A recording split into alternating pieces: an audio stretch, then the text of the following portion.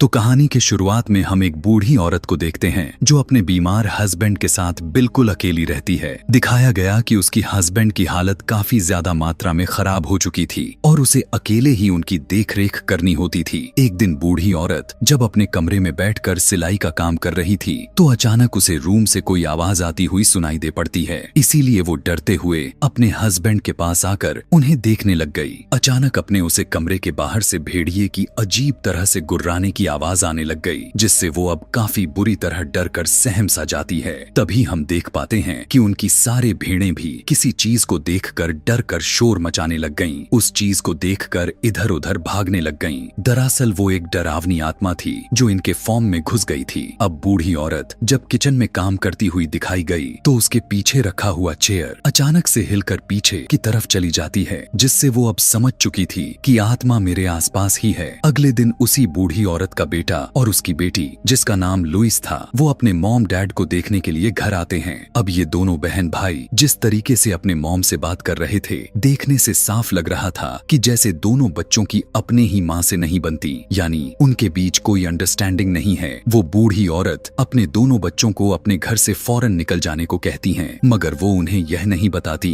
कि उनकी घर में एक बुरी आत्मा मौजूद है जो पिछले काफी सालों से यहाँ पर रह रही है। रात को दोनों बहन भाई घर के बाहर बैठकर बातें कर रहे थे। उनका मानना था कि सारा दिन डैड का ख्याल रखते रखते मॉम थक जाती होंगी। उन दोनों को यहाँ पर इस बात का भी एहसास हुआ कि हम अपने जिंदगियों में इतने बिजी रहे कि कभी अपने ही मॉम डैड पर हम ध्यान ही नहीं दे पाए। यह बात हम भूल गए थे कि उन्हें हमारी प्यार की जरूरत भी है। रात में लुइस जब डोर लॉक्ड करके अंदर आई तब दरवाजा अपने ही आप ही खुल जाता है। उसे यह देखकर थोड़ा अजीब लगा कि यह कैसे खुल गया। वहाँ पर वही शैतानी आत्मा खड़ा हुआ था जिसे सिर्फ और सिर्फ उसकी मॉम ही थी जो उसे देख पा रही थी। खाना खाते हुए उनके मॉम लुइस का भाई, जिसका नाम माइकल था, उसे बताने लग गईं कि इस घर में कुछ भी ठीक नहीं है। बहुत ही डरावनी चीज यहाँ पर रहती है, इसीलिए तुम दोनों इस घर छोड़कर यहाँ से चले जाना चाहिए। लेकिन वो अपनी मॉम के बातों को इग्नोर करते हुए खाना खाकर अपने रूम में आ जाता है। किचन में जब उनकी मॉम काम कर रही थी तो एक चेयर दोबारा से साइडर पर हट जाती है, जिससे उसकी मॉम एक बार फिर घबराकर रोने लग गईं। इस चीज से अब वो तंग हो चुकी थीं, इसीलिए अपने हाथ में पकड़े चाकू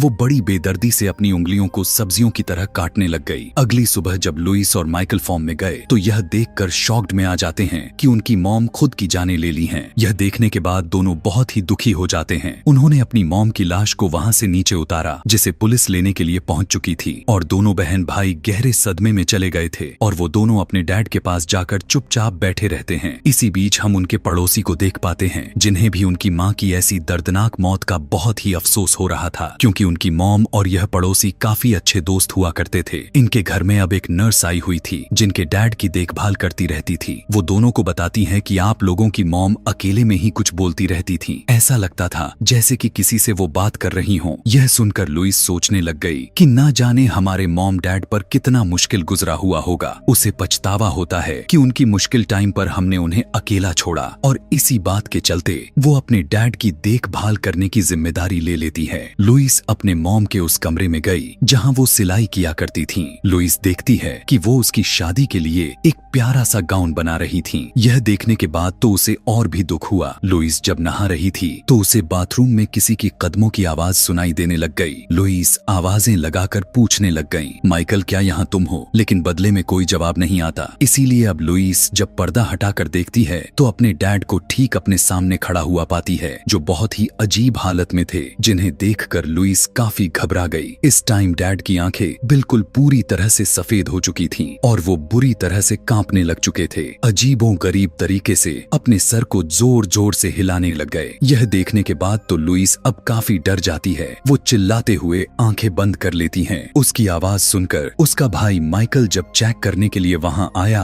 तो उसे बाथरूम में कोई नहीं दिखता। लुइस की बात को सुनकर जब दोनों चेक करने के लिए अपने डैड के कमरे में गए तो वो बेड पर बिल्कुल वैसे ही हालत में सोए हुए थे जैसे पहले थे। अब लुइस ने जो चीज अपने आंखों से देखी थी उसे भूल पाना मुश्किल था, लेकिन वो फिर भी उसे सिर्फ अपना बहम समझकर इग्नोर कर देती है। अब माइकल घर का जरूरी सामान लेने घर से बाहर जाने वाला था। जाने से पहले वो अपने डैड को देखने के लिए गया। उनके बेड के नीचे से माइकल को अपने मॉम की डायरी मिलती है, जिस बारे में उसने लुइस को भी बताया, और दोनों उस डायरी को पढ़ना शुरू कर देते हैं, जिसमें उनकी मॉम ने घर में रह रही उस डरावनी आत्मा आत्मा के बारे में लिखा हुआ था और उनका कहना था कि वो धीरे धीरे मेरे हस्बैंड को मार रही है और मुझे मदद की जरूरत है। ऐसी बात को सुनकर लुइस रोने लग जाती है। उस डायरी में जो जो चीजें लिखी हुई थीं, उन चीजों को दोनों बहन भाई घर में होने वाले हादसों के साथ मिलाने लग जाते हैं, मगर दोनों को किसी भी तरह से यह समझ में नहीं आता कि आखिर उनकी मॉम ने अचानक खुद की जाने क्यों ले ली। यही वजह ढूंढने के लिए वो दोबारा से उस डायरी को पढ़ना शुरू कर देते हैं, जहां उनकी मॉम ने लिखा हुआ था कि मुझे उस आत्मा की आवाज सुनाई देती है और मैं उसकी मौजूदगी को महसूस भी कर रही हूँ। वो न सिर्फ मेरे हस्बैंड को ही बल्कि मुझे भी मारने पर लगा हुआ है। अब ये दोनों उस डॉक्टर के पास पहुंच गए जो इनकी मॉम की लाश को मेडिकली चेक कर रहा था। वो उन्हें एक क्रॉस देते हुए कहने लगा कि मुझे ये आपकी मॉम के जेब से मिला है, जो सुनकर उन दोनों भाई बहन को काफी अजीब लगा था, क्योंकि उनकी मॉम कभी भी इन चीजों में नहीं रहती थी। इसके बाद अब दोनों बहन भाई घर आ जाते हैं, लेकिन उनकी बेचैनी बढ़ती चली जा रही थी। रात को लुइस जब अपने डैड की देखरेख करने में लगी हुई है तो उसके डैड अचानक से खांसने लग गए। देखते ही देखते उनके मुंह से एक मकड़ी निकलकर बाहर आती है। घबराते हुए लुइस उसे पकड़ने की कोशिश करने लग गई कि तभी यहाँ माइकल आ गया। वो पूछने लगा, सब ठीक तो है? तब लुइस इस बात को छुपाते हुए कहती है कि हाँ, सब ठीक है। जब माइकल अपने रूम में सोने के लिए आया, जो कोई उसके रूम के लाइट को ऑन एंड ऑफ करने में लग जाता है। आखिर ऐसा कौन कर रहा था? यही चेक करने के लिए माइकल विंडो से बाहर देखने जाता है, जहाँ वो एक बहुत ही अजीब नजारे को देखकर दंग रह गया कि उसकी मॉम हवा में उड़ रही हैं और वो माइकल की तरफ देखकर बहुत ही अजीब तरह से मुस्कुरा रही हैं। तभी अचानक से माइकल के कमरे की लाइट बुझ जाती है और उसे अपने रूम के अंदर से अपनी मॉम की आवाज आने लग गई। उसने जब दोबारा से बाहर देखा तो मॉम नहीं थी। कमरे में उसे मॉम के होने के एहसास हुआ, जो उस हालत में थी जैसे वो फांसी लगाकर लटकी हों। और अब जब माइकल ने लाइट जलाकर देखा तो वहाँ पर कोई भी नहीं था। दूसरे दिन लुइस जब बाथरूम में गई तो मिरर में खुद को देखकर वो काफी चौंक जाती है, क्योंकि किसी ने उसके चेहरे पर लिपस्टिक से निशान बनाए हुए थे। वो घबराते हुए मुंह को साफ करके अपने डैड को चेक करने के लिए गई तो उसे उनके पास से लिपस्टिक मिलती है। यह देखकर अब तो वो काफी हैरान हो गई। उसे कुछ भी समझ में नहीं आ रहा था कि यहाँ पर ऐसा क्यों होता जा रहा है कि तभी उसी टाइम पर घर के टेलीफोन पर किसी की कॉल आया। लुइस ने जब फोन रिसीव की तो वो एक रिकॉर्डिंग सुन पाती है, जिसमें बताया जा रहा था कि घर की टेलीफोन्स लाइन को कट कर दिए जाएंगे। यह सुनने के बाद जब उसने कॉल को कट करके रखा तो उसी टाइम पर एक और कॉल आती है। इस बार जब लुइस ने कॉल उठाई तो वो अपनी मॉम की आवाज सुनती है, जो वो उन्हें इस घर को छोड़ जाने को कहती हैं। माइकल जब बाहर से वापस आया तो घर के बाहर चर्च के फादर को देख पाता है, जो लुइस और माइकल के बारे में पहले से ही जानते थे। वो उन दोनों को बताते हैं कि तुम्हारी मॉम अक्सर मुझसे मिलने आया करती थी, जिस वजह से मैं तुम दोनों को अच्छे से जानता हूँ। वो उन्हें अपना नंबर देते हुए यह कहते हैं कि अगर किसी भी तरह की मदद की जरूरत हो तो मुझसे बात कर लेना। यह सुनते हुए दोनों सोचने लग गए कि शायद शैतानी आत्मा से जुड़ी बातें फादर ने ही मॉम के दिमाग में डाली हों। इसीलिए माइकल उन्हें यहाँ अपने घर से फौरन जाने को कहता है। उनके जाने के बाद माइकल अपने वाइफ और बच्चों को कॉल लगाया और कहने लगा कि मैं तुम लोगों को बहुत मिस कर रहा हूँ और तुम्हारे पास आना चाहता हूँ। अब लुइस जब फॉर्म में जाकर अपने मॉम की डायरी पढ़ने लगी तो उसे कुछ टूटने की आवाज आती है। लुइस को लगा कि शायद माइकल ने कुछ तोड़ दिया होगा। उसने जब मुड़कर देखा तो वहाँ पर कोई भी नहीं था, लेकिन इसी बीच हम उसके पीछे दीवार पर शैतानी परछाई को नोटिस कर पाते हैं। अब लुइस को लगने लगता है कि जैसे उसकी मॉम की आत्मा वाली बात सच है। इसी बारे में वो माइकल से कहती है। तब उसका भी यही कहना था कि अब मुझे भी इस बात पर यकीन होने लगा है, और लुइस को उस रात के बारे में बताने लगा जब उसने अपने मॉम को हवा में उड़ते हुए देखा था। कुछ टाइम के बाद जब दोनों घर के अंदर आए तो उन्हें बाहर किसी के मौजूदगी का एहसास होने लगा। उसी टाइम पर उन्हें कोई चीज खुरचने की आवाज भी आती हुई सुनाई देने लग गई। उन्होंने जब बाहर देखा तो वहाँ पर चर्च के फादर थे, लेकिन इस बार उनकी आंखें पूरी तरह से सफेद हो गई थीं। इससे दोनों अब समझ चुके थे कि ये फादर नहीं बल्कि कोई बुरी आत्मा है। इसने फादर को देखा तो उसका रूप ले रखा है, क्योंकि वो अगर किसी को भी देख लेती है तो उसका भेस बदल लेती है। अब इनका पड़ोसी लुइस माइकल बात करने के लिए कॉल करता है। लुइस ने कॉल उठाई तो थी, पर वो कट चुकी थी। तभी हम देखते हैं कि वो शैतानी आत्मा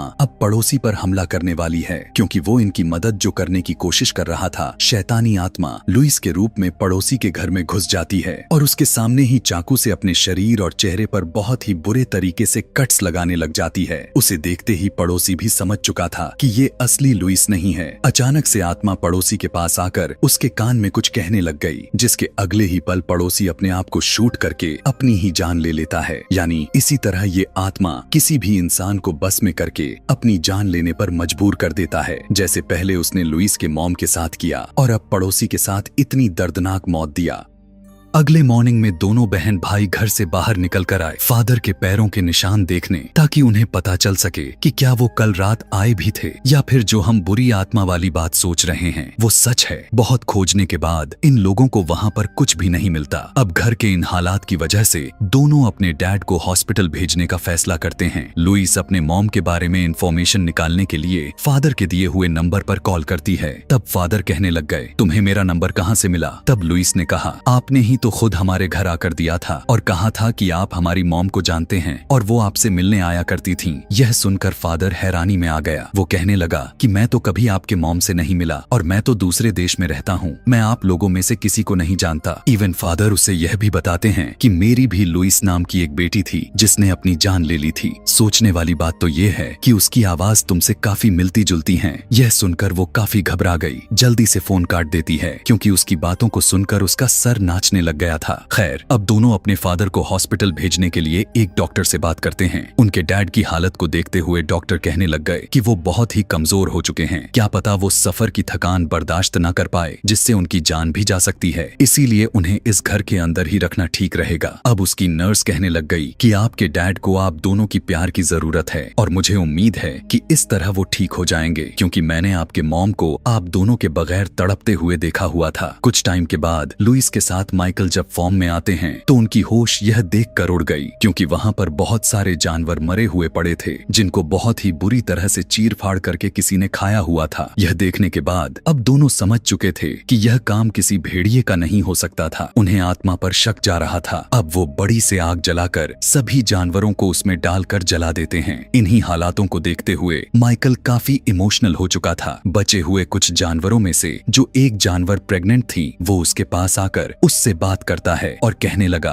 कि मैं तुम्हें कुछ नहीं होने दूंगा। और क्योंकि अपने डैड और अपने बहन को लेकर काफी जज्बाती हो चुका था, इसीलिए अब वो उनके साथ रहने का सोचता है। साथ ही लुइस को यह भी कहता है कि मुझे अब इन चीजों से डर लगने लगा है। आधी रात में माइकल को फॉर्म में से किसी की चिल्लाने की आवाज आती है। वो जब चेक करने के लिए जैसे ही गया तो शैतानी आत्मा उसकी मॉम का रूप लेकर दोबारा से उसके पास आ गया। पड़ोसी की तरह माइकल के कान में भी वो शैतानी आत्मा कुछ बोलने लग गई, जिससे वो भी पड़ोसी और अपने माँ की तरह चाकू से अपनी जान लेने वाला था। पर तभी वो अपनी ताकत लगाकर खुद को रोक लेता है। रात में लुइस जब अपने डैड के साथ सो रही थी तो उसे एक बुरा ड्रीम आता है, जिसमें वो डरावनी आत्मा को अपने आसपास ही महसूस कर पा रही थी, जो अचानक उसे डरा दिया। और अब जब जाग कर चेक किया तो उसके डैड बेड पर नहीं थे, बल्कि वो तो छत से चिपके हुए दिख रहे थे, जिससे वो काफी घबरा गई और अब चीखते हुए उसकी आंख खुल जाती है। यानी यह भी उसका नाइटमेयर था। सुबह में माइकल उसे कहीं पर भी दिखाई नहीं दे रहा था। वो उसे हर तरफ ढूंढने लग गई। असल में अपनी जान बचाने के लिए वो अपने डैड और अपनी बहन को छोड़कर भाग गया था। और जैसे ही इस बारे में लुइस को एहसास हुआ तो उसे काफी बुरा लगने लग गया। कुछ देर के बाद लुइस से मिलने के लिए पड़ोसी की पोती आती है। वो लुइस को उसके मौत के बारे में बताकर कहने लग गई कि तुम्हारे डैड गल सड़ रहे हैं। यह सुनते ही लुइस समझ जाती है कि यह असली पड़ोसी की पोती तो नहीं हो सकती, बल्कि इस बार भी आत्मा रूप बदलकर उसके पास आई हुई है। और अब वो लुइस को परेशान करने लग गई। उसे नजरअंदाज करके लुइस माइकल को कॉल लगाती है। जिस बीच यहाँ डैड की नर्स भी आ गई। दोनों बहन भाई की बहस चल ही रही थी कि उसी दौरान नर्स एक नोकदार चीज से अपने गालों में घुसाने लग गई। यह देखने के बाद लुइस घबरा गई। वो जैसे ही रोकने के लिए गई, लेकिन नर्स ने उसे बेहोश कर दिया और अब वो अपने नाक और अपने शरीर के अलग अलग हिस्सों में औजार घुसाकर बेरहमी से अपनी जान ले लेती है। उधर माइकल्स जब अपने वाइफ और अपने बच्चों के पास आया तो यह देख वो पूरी तरह से टूट गया कि उसके फैमिली के सभी लोगों ने अपने अपने जानें ले ली हैं। यह सब देखकर माइकल इतना दुखी हो चुका था कि वो खुद भी अपनी गर्दन काटकर खुद की जानें ले लेता है। लेकिन उसने देखा कि उसकी फैमिली तो अभी जिंदा है और यह सब उस आत्मा की साजिश थी ताकि माइकल की भी जान चली जाए। इधर लुइस जब अपने डैड के पास थी तो फिर से उसके डैड को जोर जोर से खांसी आने लगती है। इसी बीच घर में माइकल की आवाज आती है। साथ ही साथ उसकी डैड की तबीयत काफी खराब होने लग चुकी थी। यह देखकर लुइस काफी घबरा गई। डैड को बचाने की कोशिश करती हैं, लेकिन वो काफी जोर से खांसते हुए अपना दम तोड़ देते हैं। इस बात को लेकर दुखी में जब लुइस रो रही थी तो उसे घर के अंदर से अपनी मॉम की आवाज आती है उन्हें देखने के लिए। जैसे ही उसने पीछे मुड़कर देखा तो वो आत्मा डैड के अंदर से निकलकर लुइस को भी मार देती है। यानी अब पूरी की पूरी फैमिली मौत के घाट उतर चुकी थी। और इसके पीछे की वजह यह था कि उनकी अपनी मॉम ने अपने किसी काम को पूरा करने के लिए उन सब की आत्माएं शैतान को सौंपने का सौदा किया हुआ था। इसीलिए आत्मा उनके डैड के अंदर रहकर उनके घर में बस गया और उसने फिर इस पूरे फैमिली को खत्म कर दिया। जो जो इनके रास्ते में आए उसने उनको भी मौत के घाट उतार दिया। और इसी के साथ यह कहानी भी यहीं पर खत्म हो जाती है। आगे ऐसे ही और भी मूवी एक्सप्लेनेशन वीडियोस देखने के लिए कमेंट में नेक्स्ट लिखना ना भूलें। Thanks for watching.